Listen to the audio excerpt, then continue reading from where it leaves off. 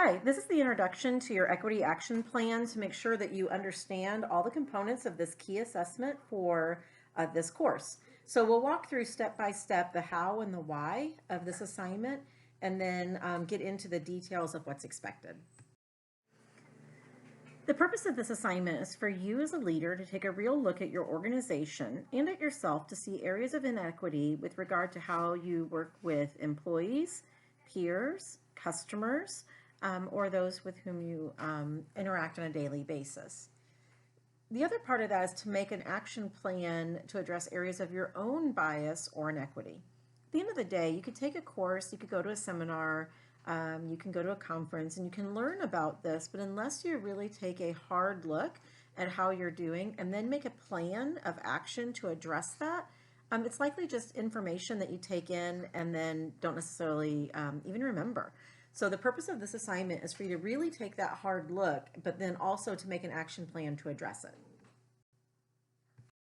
Early on in this course, in the first week or so, you're asked to do an organizational audit and a self-audit through implicit bias tests and other self-reflection tools to cause you to really take a look at your organization and yourself. Now, if you don't have a current organization where you work, I would encourage you to look at previous workplaces and see what those are, or perhaps you're able to volunteer and do this sort of an audit for an organization where you are able to invest. So, but really I want you to look at an audit, look at an organization and audit them using one of those forms that you've been provided, or creating your own based off of those types of audit forms.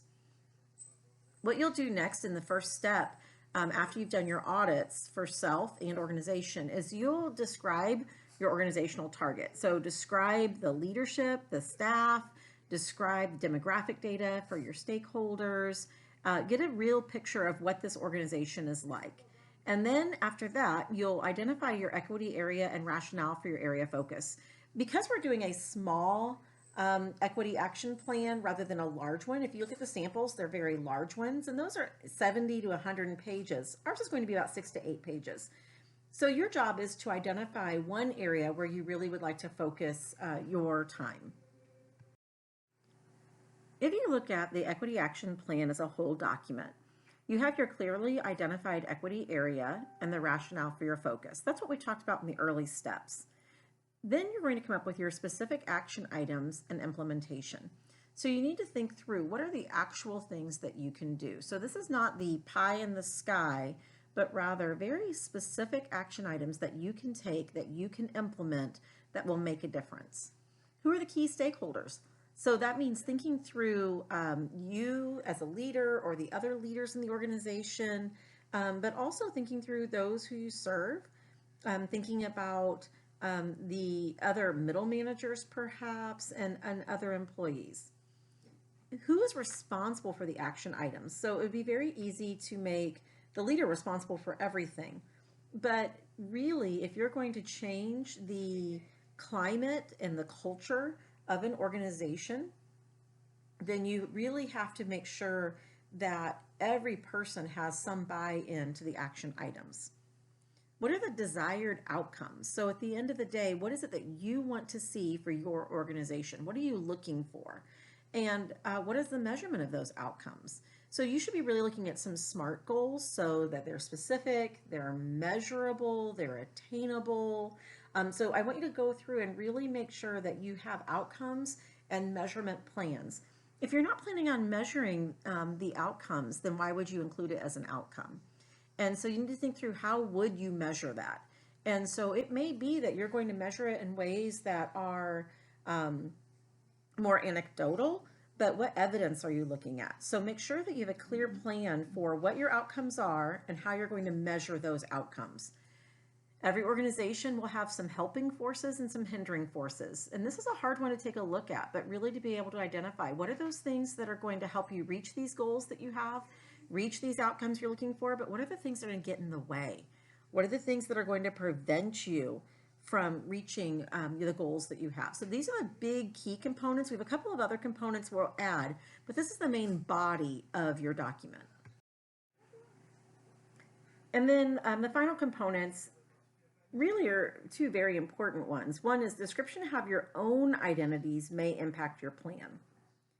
My hope is that through the use of some of the self-reflection pieces and the self-audits that you've done, that you've been able to identify some areas of bias perhaps that you have.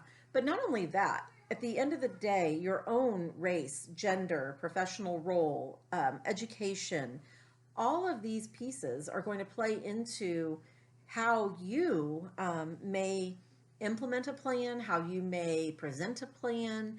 And so it's important for you to be aware of your own identities and how those identities play into the impact of your plan. And then description of how and when you plan to assess the efficacy of your plan. And so this goes back to, you make a plan of what your outcomes are going to be, you make a plan of how you're going to measure those outcomes, but now, when are you going to measure them? So when are you going to say, okay, this is when my plan, I want to see these benchmark items and I want to know that it's been effective at this point. So when are you going to do that, and how do you plan to do that? Are you going to do another organizational audit like you did at the very beginning of this project? Or are you going to have a different document? You're going to have an outside organization come in.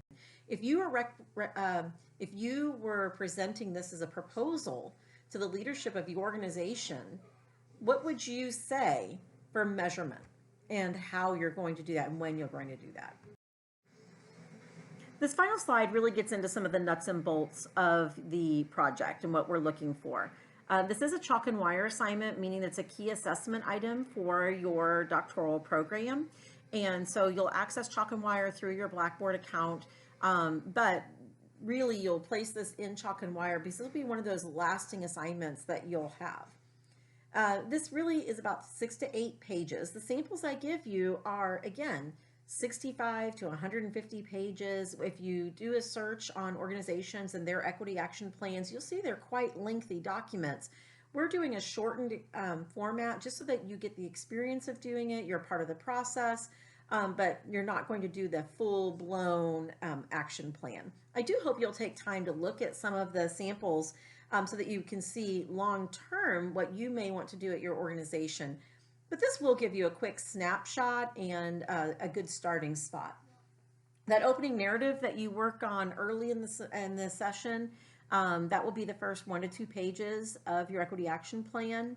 Your key components that we went over, that will be about 3 to 4 pages. And then the description of your own identity is the only part that can be in first person. So the rest of it, we should see really the APA formatting. This should be grounded in research.